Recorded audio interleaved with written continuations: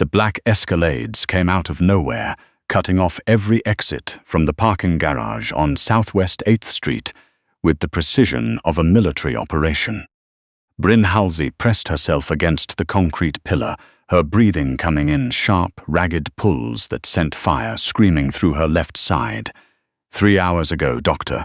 Grant Fielding had slammed her into the supply cabinet in his private office on the 4th floor of Mercy South Hospital, then kicked her twice in the ribs when she fell. He had done it quietly, methodically, the way a man does something he has done before. "You don't have proof of anything," he had said, adjusting his white coat afterward like she was an inconvenience he had already moved past.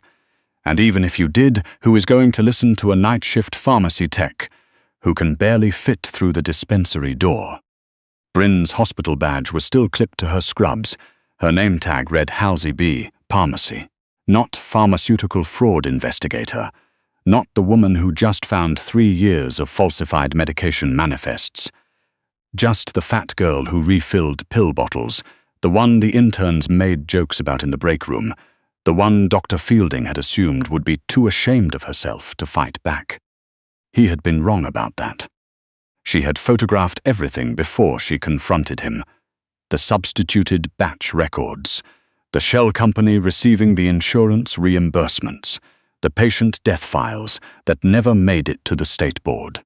She had uploaded the files to a cloud drive from the 3rd floor bathroom, hands shaking so badly she had to retype the password twice. Then she had gone to his office. She still wasn't entirely sure why. Maybe she had needed him to know that she knew. Maybe she had just been stupid. Possibly both. Now she was bleeding from a split lip, cradling her side, and standing in a parking garage at 2:47 in the morning with nowhere to go. Fielding had friends at Miami PD. She knew that. The hospital administrator, who had ignored her escalating concerns for the past 3 months, was Fielding's college roommate. The Attorney General's office was 2 years from an election and allergic to controversy. She had run through every official channel in her head during the 11 minutes. She had spent hiding behind a dumpster on the 1st level, and every single door had Fielding's fingerprints on it. The Escalades hadn't followed her down here. They had been waiting. 4 men in dark clothes stepped out with a silence that made her stomach drop. Not cops. The way they moved, that particular stillness of people who were never startled, told her everything she needed to know about who had sent them. Brynn Halsey. One of them said her name like he had been given it in advance. She didn't run. There was nowhere to run, and her ribs wouldn't have let her get far anyway.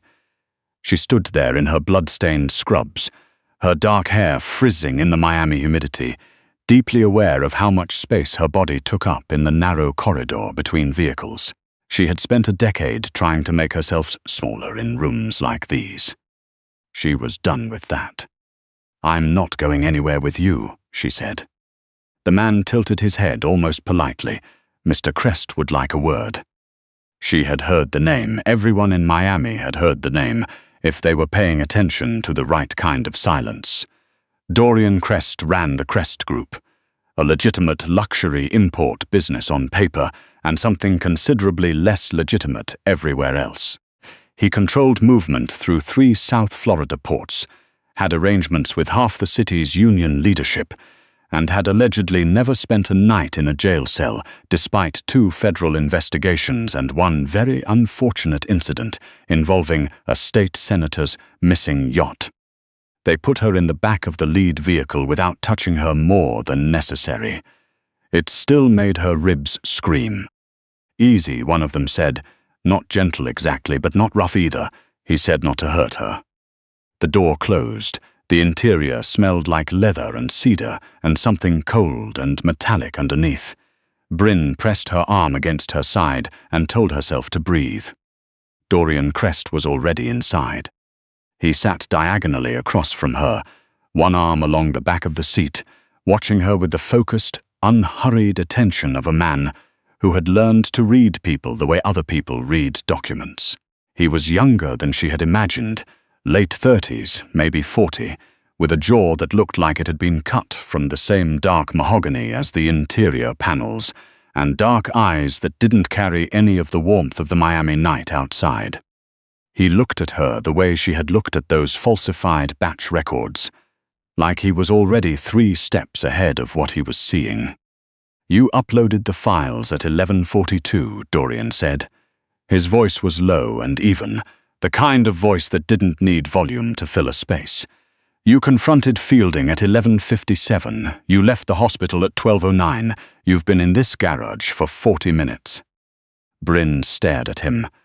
"Are you going to explain how you know any of that? Or are we skipping straight to the part where you threaten me?" Something moved in his expression. Not quite amusement, not quite respect. Something between the two. "I'm not going to threaten you," Dorian said. "Then what do you want?" He leaned forward slightly.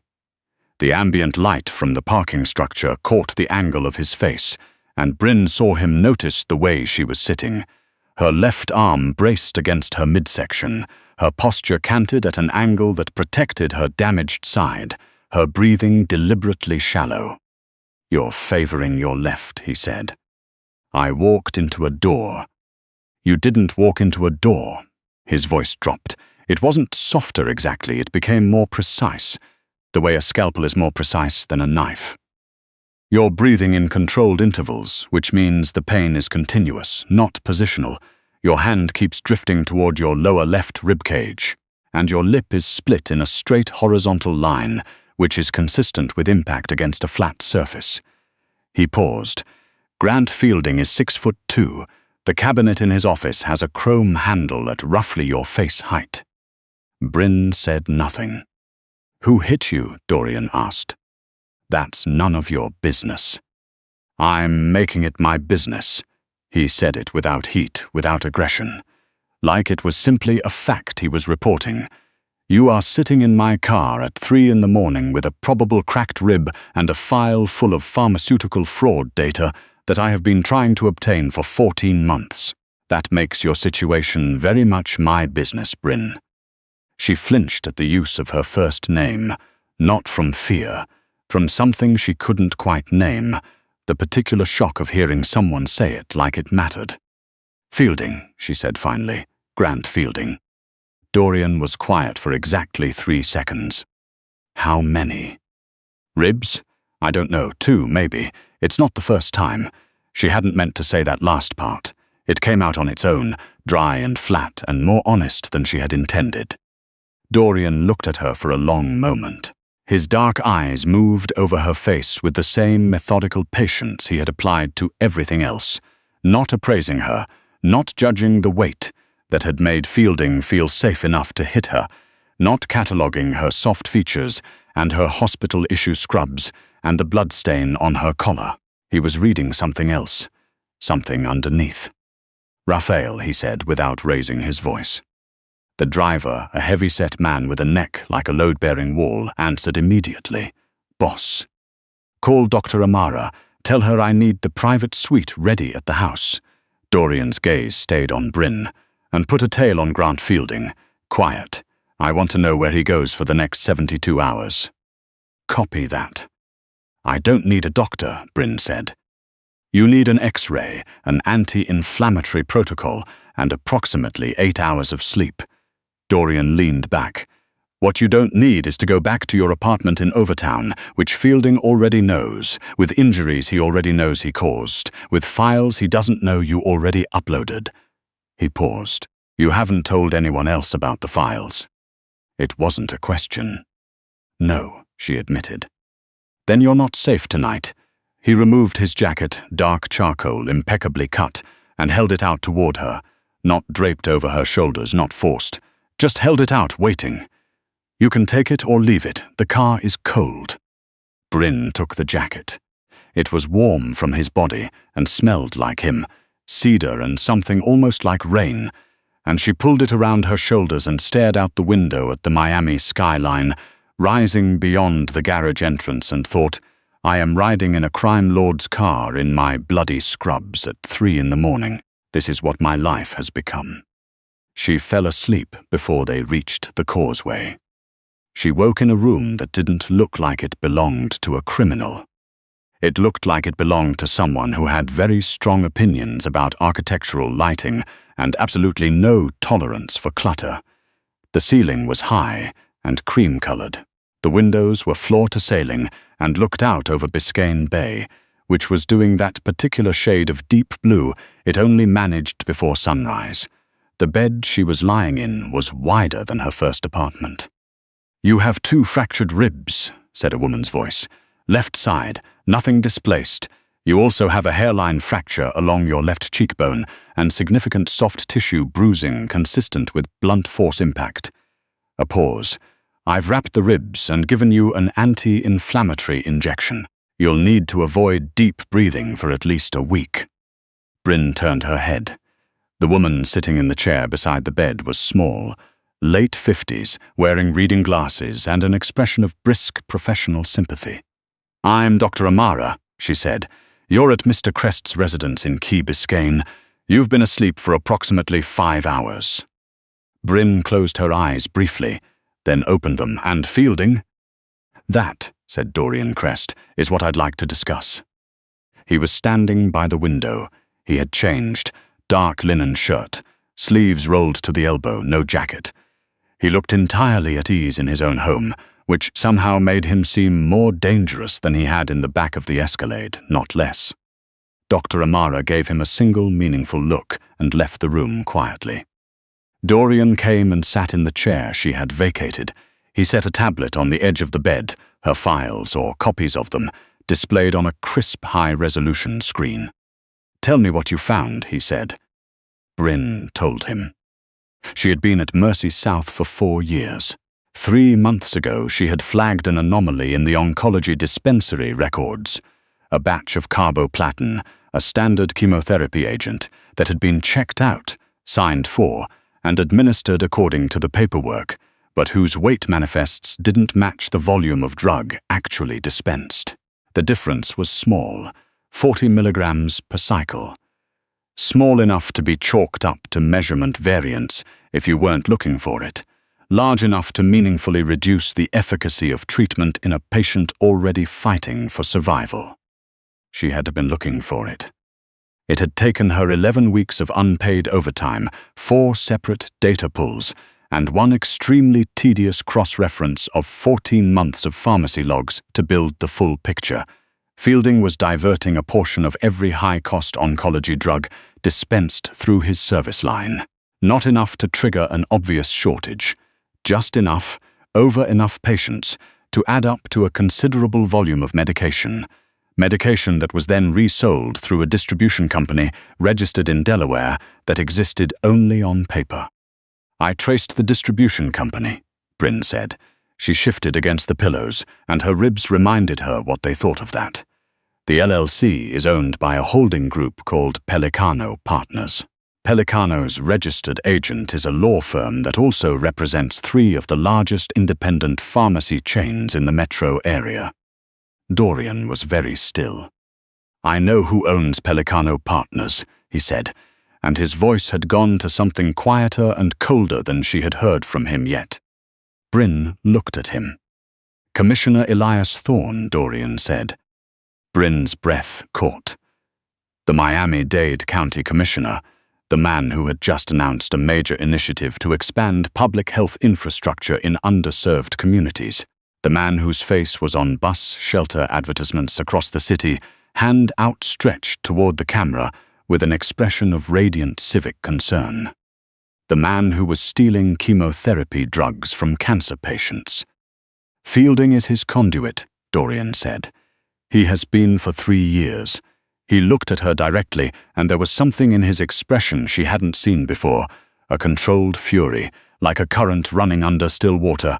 My wife was a patient of Fielding's 14 months ago." Brynn was quiet. "She was in remission," Dorian said. Then she wasn't. He stood and moved back toward the window. When he turned, his face was composed again, the curtain drawn over whatever was underneath. "I have been trying to prove that her treatment was compromised. I had the financial irregularities. I didn't have the mechanism." He looked at Brynn. "You found the mechanism." I found it because I knew what I was looking for, Brynn said. Fielding thought I was too insignificant to be a threat. That's the only reason he was sloppy enough to leave a trail I could follow. She paused. He probably still thinks that. Good, Dorian said quietly. Let him. He didn't ask her to stay. He told her what he needed. A clean, documented, court-viable reconstruction of the financial mechanism linking Fielding's diversion to Pelicano Partners to Thorne's office, assembled from the files she had already secured. She stayed because the work was unfinished. That was what she told herself. He set her up in his study, a room that smelled of old books and espresso, with a new laptop, encrypted network access, and a standing order from his housekeeper, a steady woman named Claudette, that Brynn was to eat actual meals at actual intervals, regardless of whether she asked for them. You don't have to monitor my caloric intake, Brynn said, the second time a plate appeared beside her keyboard without warning. Mr. Crest monitors everyone's caloric intake when they're working in this house, Claudette said placidly. He is very irritating about it. From across the study, without looking up from his own reading, Dorian said, I heard that. Claudette left without any discernible apology. Brynn worked. Her ribs ached at a constant low throb that she learned to breathe around. The data was cleaner than she had hoped. Fielding had been careful with the pharmacy records, but careless with the billing codes, and the billing codes, cross-referenced with the Pelicano wire transfers, told the whole story in a language that a federal prosecutor could not misread. On the second evening, she found something that made her stop typing entirely. Dorian. He was beside her in under 10 seconds. He leaned over her shoulder to read the screen, and she was acutely aware of his presence, the warmth of him, the absolute focus he brought to whatever he was looking at, the way he read financial data, the way most people read something they had been waiting a long time to find. He's not just bribing Thorne, Brynn said. She pointed to a routing sequence on the screen. He's using the diverted drug proceeds to fund Thorne's community health initiative, which means Thorne is going to announce a public-private partnership with the 3 pharmacy chains Pelicano supplies. He gets the political credit, Fielding gets the county dispensary contracts, the chains get volume guarantees. She looked up at him. They're going to use a public health expansion as a vehicle for institutionalizing the same fraud. Bigger scale, federal funding. Dorian straightened slowly, his jaw was very tight. When is Thorne announcing the partnership, he asked. 3 days. There's a press event at the Port of Miami, waterfront, full media coverage. Brynn pulled up the event details. He's trying to maximize visibility before the county budget vote. Dorian looked at her for a long moment. Something moved through his expression, deliberate and certain, a decision being finalized. Can you prepare the evidence for a federal submission? He asked. I already have. She turned the laptop slightly so he could see the organized folders.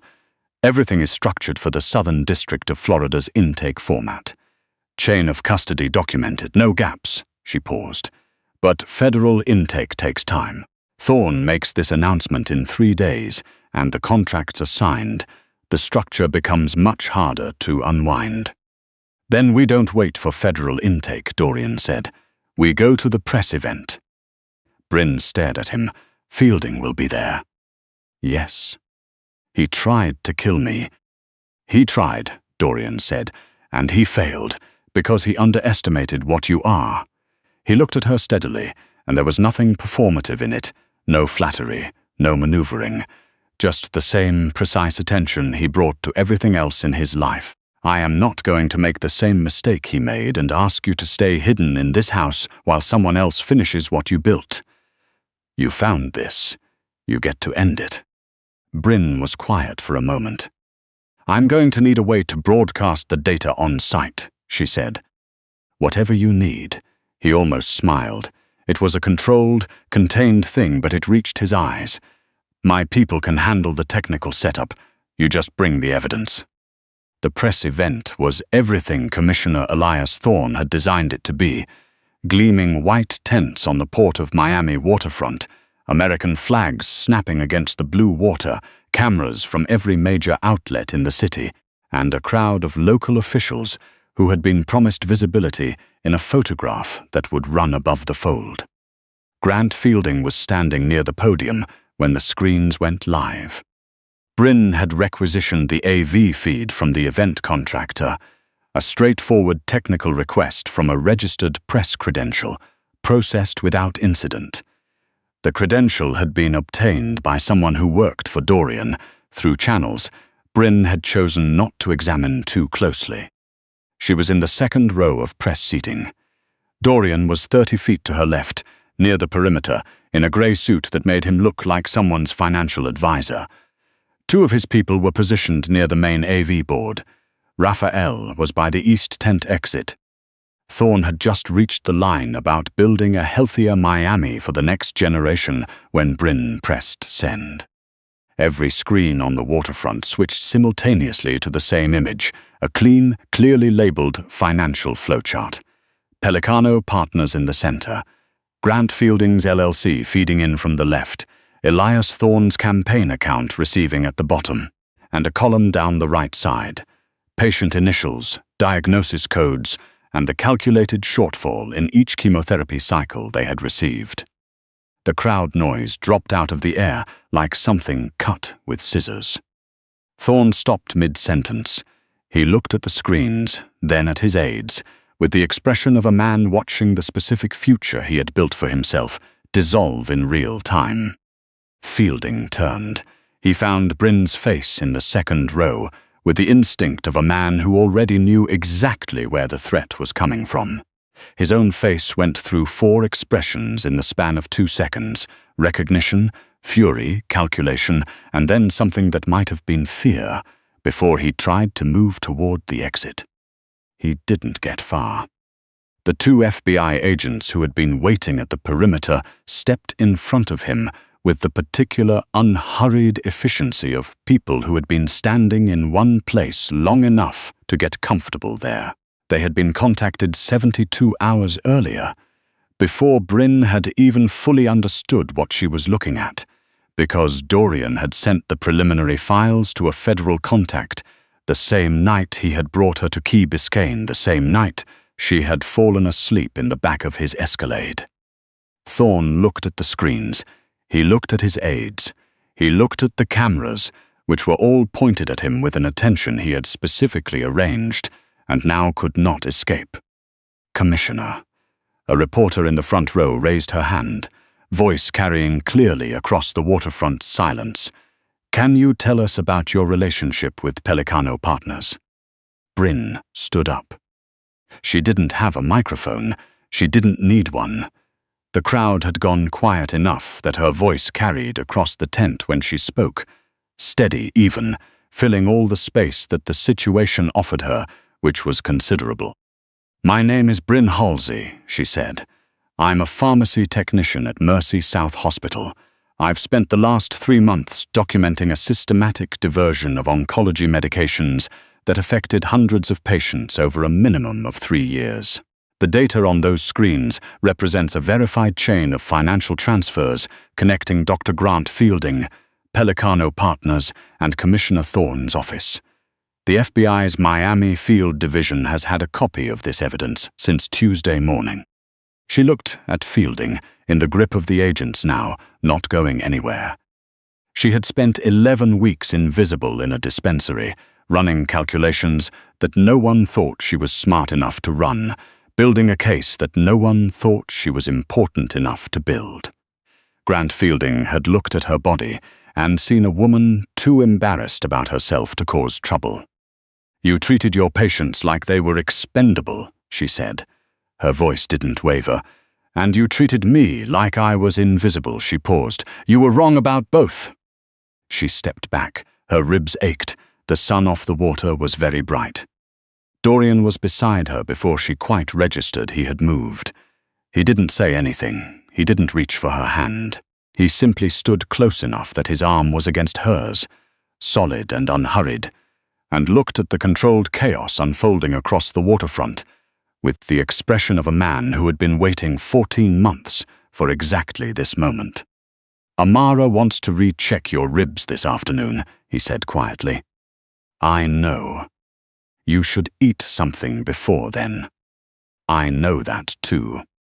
He glanced at her sideways, not smiling exactly, but close. "Good," he said. "Let's go home." She followed him through the crowd, past the cameras and the shouting reporters and the FBI agents and the very bad day that Elias Thorne was having, and out into the blinding Miami morning where the bay was flat and bright and going on forever, and for the first time in longer than she could remember, Brynn Halsey didn't feel invisible at all.